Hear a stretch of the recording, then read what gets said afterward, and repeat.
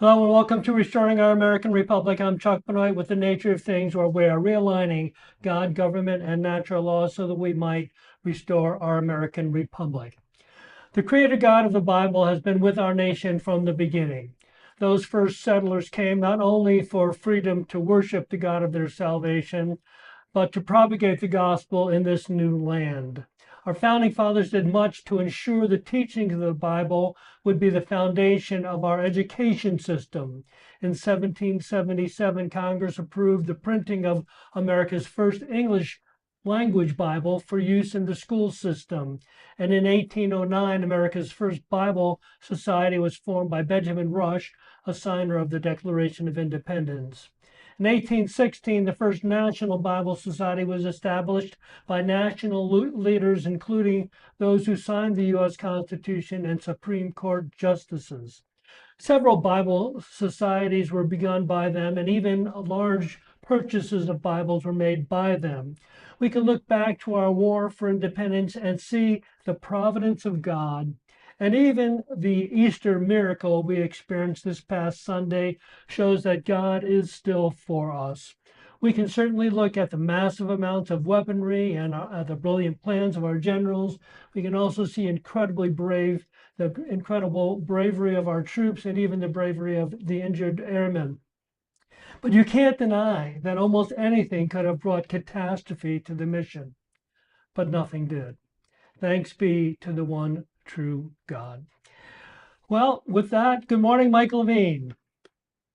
Good morning, Chuck. Been an interesting morning so far. Yes, it has. It's going to be a really interesting day, Chuck.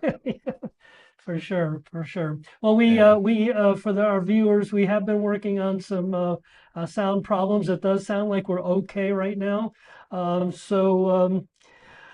We're kind of looking at some news in the regard to AI this morning. Mike, you want to just kind of start us with maybe a review of SB 484, or do we want to talk about what's happening right now in what was it, Fort Meade? Fort Meade, yes, which is in Polk County, small town, 5,300 residents in Fort Meade, Florida, in Polk County. And today, probably as we speak, the city council is in a hearing with the intent of either approving or denying a data center construction in Fort Meade, Florida, that would be 1,300 acres of land for a 4.4 million square foot building, which means the building takes up 100 acres all by itself. Okay, so now, and that's not the problem. Yeah. Okay, that's not the problem. Yeah. Okay, yeah. Yeah. So this is what Senate Bill 484 was addressing. And keep in mind that the application for this land use change was in process before committee weeks began. So this is something that was on the radar of our legislators, probably brought to their attention by city councils and county commissions, and was addressed. And of course, this is a very complex subject. If you go back to our analysis of Senate Bill 484, it goes into all of the specifications of when would it be okay to approve a data center. And that's what we're talking about today, Chuck.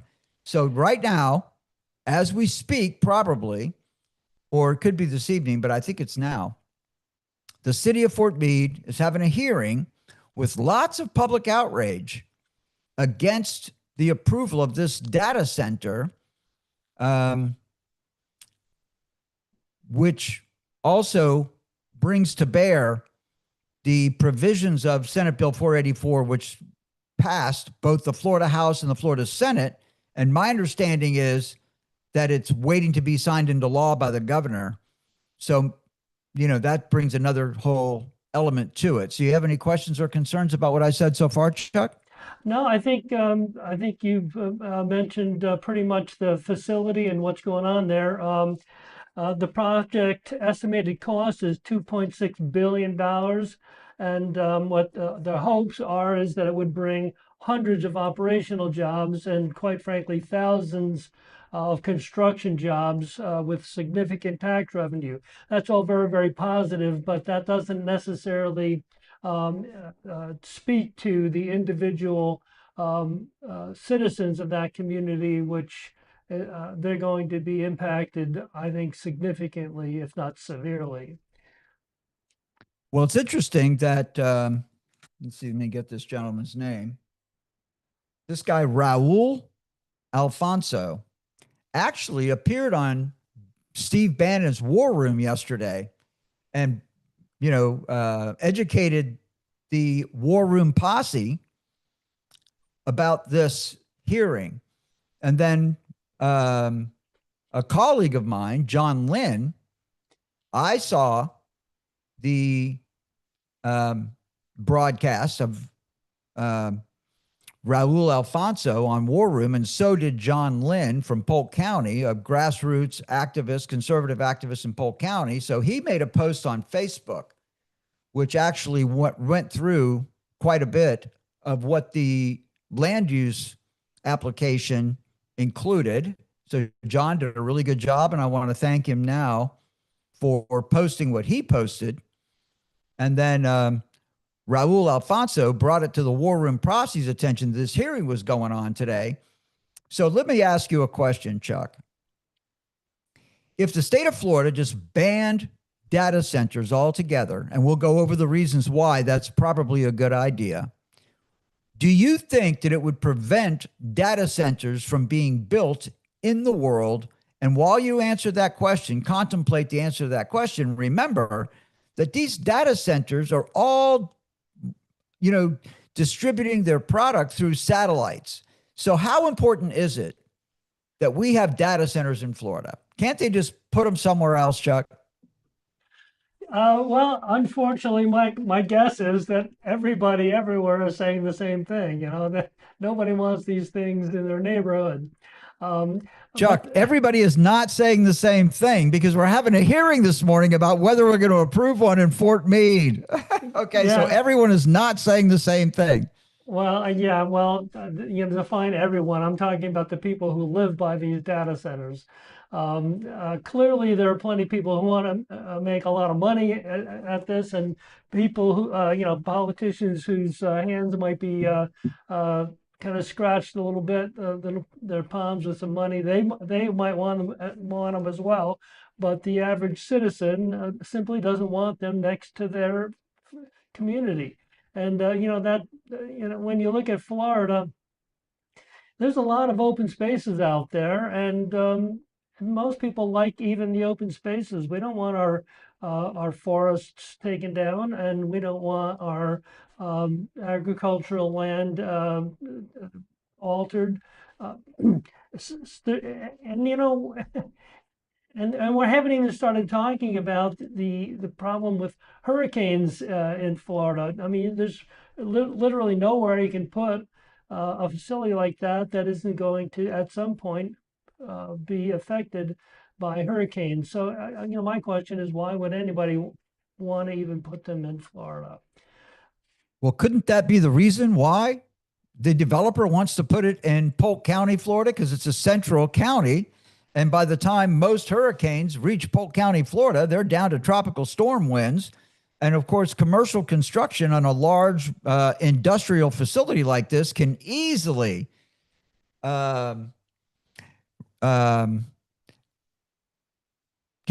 be constructed at specifications that would easily survive any storm winds that Polk County gets. So it looks to me like this is another indicator, based on your point, Chuck, that a lot of these data centers are going to be, they're going to prefer being in central or, non-coastal areas. Of course. Why wouldn't they? Why would you put a, $2.6 billion data center on the beach? That just makes no sense at all.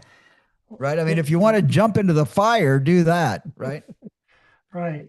Well, again, my point is not is Florida in general is just a very we're a tourist state. We want people to come here and enjoy Florida, not necessarily huge multi giant acreages of building.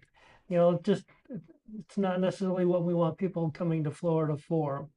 But they got to go somewhere, Mike. And what's going to be who is going to have the last say in something like that? The average citizen, or No.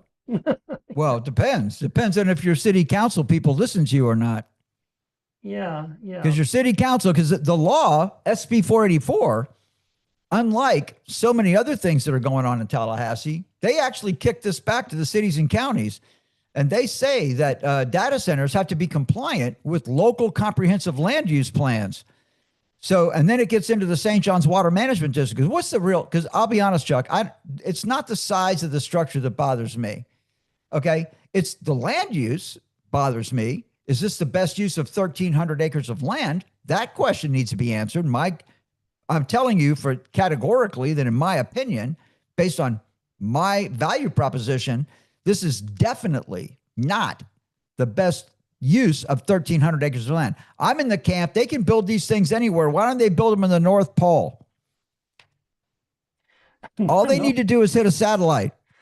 That's all they have to do. Hit a satellite. Put this someplace where people don't want to live.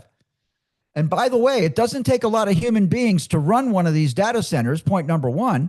And point number two, the construction jobs will be specialized jobs, and they will bring people from outside of the state to build them. And once that thing's built, they will go away, or they will, fold themselves into the Florida economy in some way. But, the idea, to come out and just naively believe that the people of Fort Meade are going to all get jobs at a data center and build this data center, that is fiction. Yeah. Okay. So the economic impact, well, the tax money to the city and the county, I would suggest, and you could go as far as to say the state, will be good for government, but it's not going to be good for the private sector economy necessarily. Okay. Because once that thing's constructed and the construction crews go home, a relatively small number of people are going to run this monstrosity of a building. So for me personally, I'm in the camp, I'll repeat myself, I'd like to see the thing built in some desert, build it in someplace nobody wants to live, and let them hit their satellites from there, Chuck. Yeah, well, I guess, we kind of both agree, maybe not totally on the rationale, but we both agree that this is probably not good for the people living around this facility. But again, what they're trying to sell is they're saying that this when it's fully built, it will produce enough electricity to power hundreds of thousands of homes and qualify as a true hyperscale facility for AI and high compute needs. When it says that it has that much power, it doesn't mean it's going to those homes, right? It means it's going to use it itself. Am I wrong here or what? Oh, yeah. I was about to correct you because if you think that data center is going to create enough power to generate, no, that's how much power the data center requires. Okay. So this is a absolute power generation plant. The demand, the 50 gigawatts, or I don't know the technical terms, but the demand of electricity for this data center is equal to a full-blown power plant that runs thousands of homes. So, and based on the SB 484, they have to build their own power plant, okay, which is okay with me, right? But the big concern is the water, Chuck. Look, the farmers in Florida, the Florida Agriculture Coalition lobbies our legislature continuously to get larger allocations of water assigned to it for the purpose of growing food. And now you're going to approve this data center, which is a huge consumer of water, and you got to take that water away from someone. So if I have to choose between giving water to farmers, ranchers, and giving water to a data center, I'm choosing farmers and ranchers, Chuck. Yeah, well, I get it, and probably that's a far more a far greater concern for the people in these communities as well.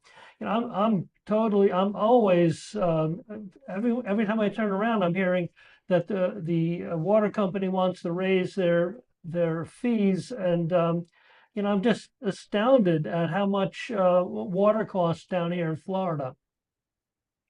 Let me tell you something. The people that run the Polk County Water Authority, I was in a meeting in the Chamber of Commerce meeting, I don't know, a long time ago. Let's call it 15 years ago. And the people running Polk County Water said, the head guy running the Polk County Water Authority said that water is a commodity and water is required for human life. So why would we make it cheap? Yeah. Let me say it again. He's saying that water should not be cheap because it is a limited commodity and life sustaining. So his point of view was, let's raise the price of water through the roof. And if poor people can't afford it, to hell with them. And that was in a public, well, in a chamber meeting, Chuck.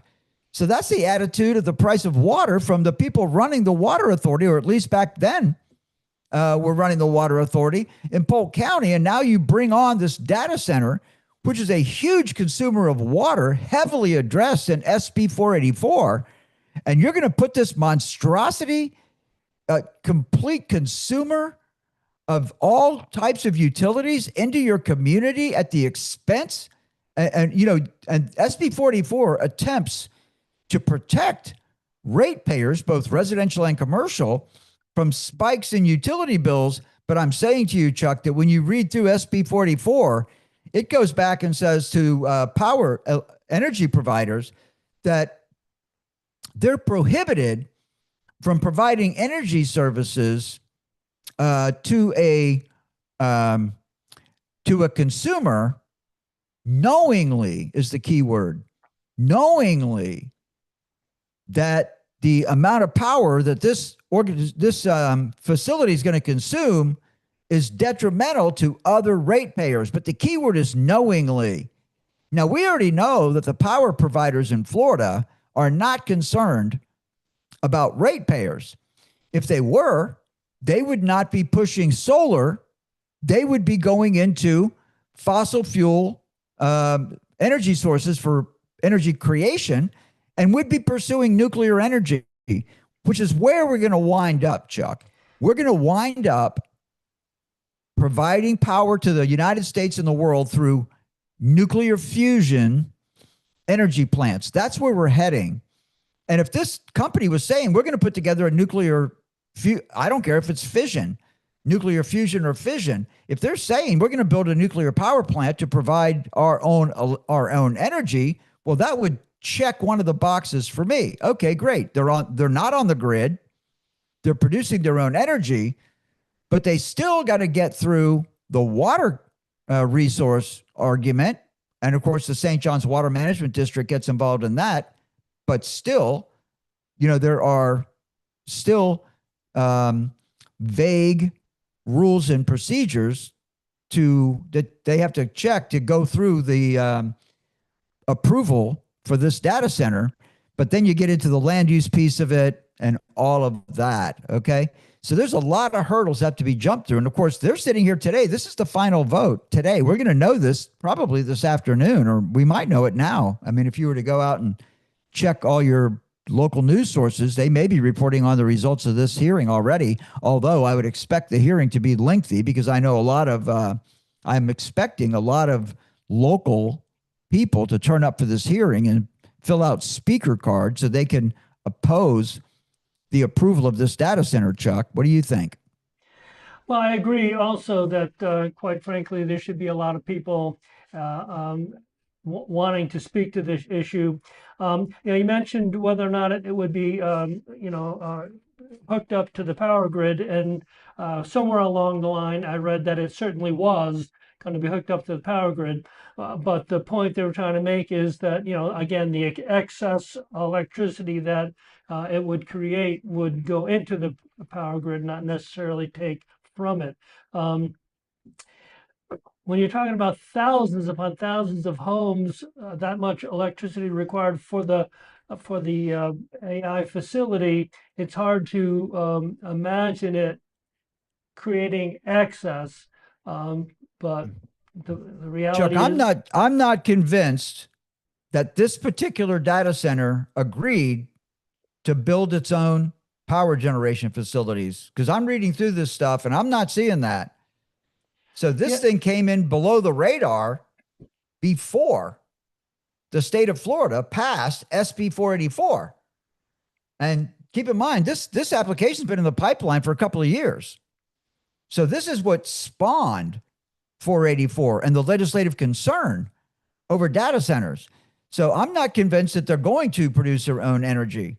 But so we'll have to look into that a little deeper, because again, I learned about this yesterday.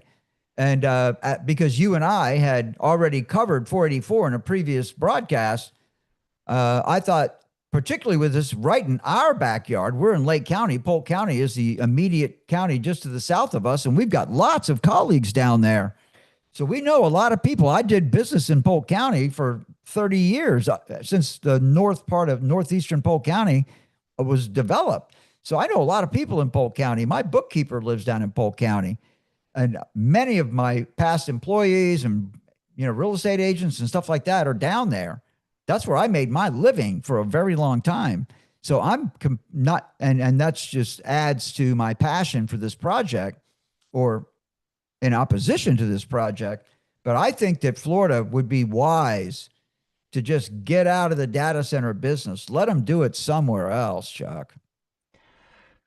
yeah, unfortunately, it's probably not going to be our decision on this. But yeah, the reality is we're not even confident right now that the governor has signed this 44 into law. And I mean, I haven't seen anything to that effect anyway. So yeah, the real question is, what is this AI center? What kind of rules is this AI center going to be manufactured and work under?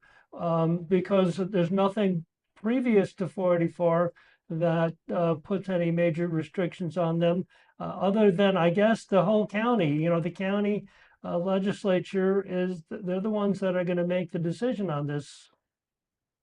It's the city, Chuck. The city. It's not the county, it's the city. Okay, Yeah. right. So another piece of the puzzle, Chuck, is that locals are asking the city council if this data center is owned by foreign entities.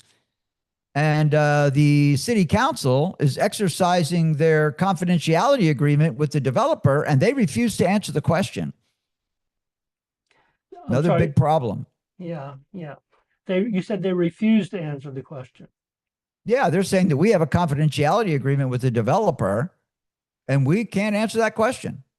So this thing could be owned by, foreign companies. And SB 484 goes through and defines, what is a foreign country and what is a foreign entity.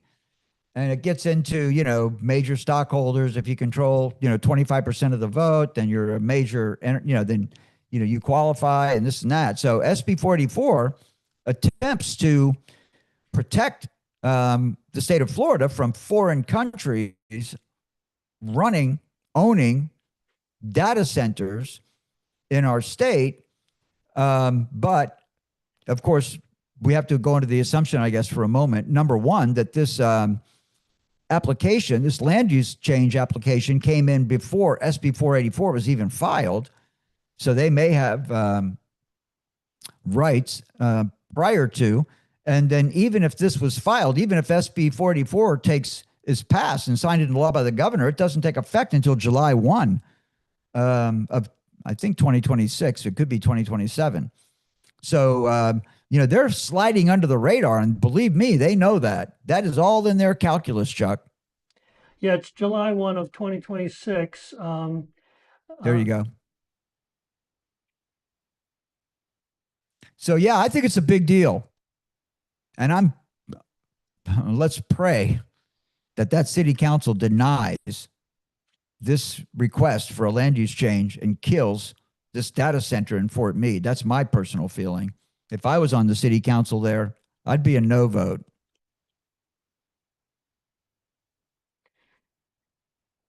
Let me see And that if would make a $2.6 billion project developer really unhappy with me, wouldn't it? yeah. Yeah. So you know what, Chuck? This is where faith comes into the whole program. You know, we're at a crossroads in this world, Chuck, with all that's going on in Iran. This data center represents transhumanism, is another component of this argument, which we haven't even touched on. I mean, this is just the development of this world. And I'm a firm believer. I'm old, Chuck. And Yeah. I've been around long enough to know that you don't put the genie back in the bottle.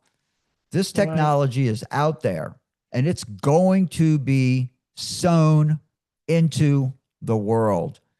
But boy, I'm telling you, we have to have guardrails on it. We have to have legislative guardrails on it. And of course, you know that at the federal level, a lot of all the tech companies like these guys are saying that we need a national federal law to address data centers, big tech, et cetera, because it's just too cumbersome for these oligarchs to navigate the various rules in states. Okay. I disagree. I think that the states should certainly have jurisdiction. Again, it's a land use issue in addition to some other things, but I believe that it's very reasonable that these oligarchs deal with the states individually instead of having one federal dominant law dealing with, because there's so many areas of technology, not just the data centers, but other areas of technology that we're dealing with on a daily basis right now, current issues that are going, that we're addressing right now. And I'm very comfortable with allowing the states to put up their own statutory position on data centers and technology, Chuck. Right. Well, I've been kind of looking around uh, Facebook for anything new and haven't really found anything. Not that I'm that excellent, but 23 hours ago is the let's see, 12 hours ago, not something else. Um, okay, well, I can't really come up with anything that would tell Facebook is us. not where to look. Okay. Again, Well, I tell you something, the hottest thing in the world, if you want to keep up with minute by minute breaking news, you've got to go be on X. That's where everything hits. I mean, before you can pick it up on any of the podcasts, anything like that, people break news on X. So then you've got to be watching. And of course, it depends on who you follow on X and stuff like that, depending on what pops up in your feed. But, when you're following the right people on X based on the subject matter you're concerned about, and you can certainly miss things because, the subject matter changes. But if you want to find news, you got to look on X. That's where everything breaks, is on X, Chuck. yeah, well, I was looking elsewhere too, but I hadn't gotten that far. We're just about I got done it. here Yeah, it's this okay. morning I think anyway, we've got. Yep, good.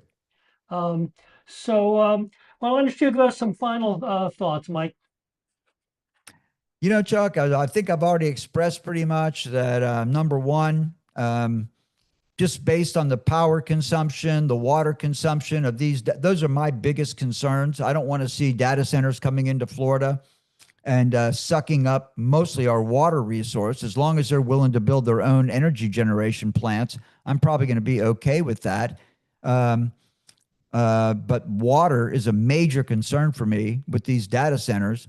And then just the absolute land consumption is another big concern for me. So I think that these data centers need to be in very remote locations. And I would suggest the entire state of Florida is under hyper development right now. So I would, if I was the governor of the state of Florida, I would be moving in the direction of putting data centers off limits in Florida. Chuck. Okay, well, thank you, Mike Levine, and thank you all again for tuning into our twice weekly live stream. Please follow us on Facebook at Restoring Our American Republic. Check us out on YouTube at Restoring Our American Republic -ROAR. Please like and share the program. And remember, if you're unwilling to govern yourself, you will be governed by tyrants. Until next time, God bless you. God bless President Donald J. Trump, and God bless America.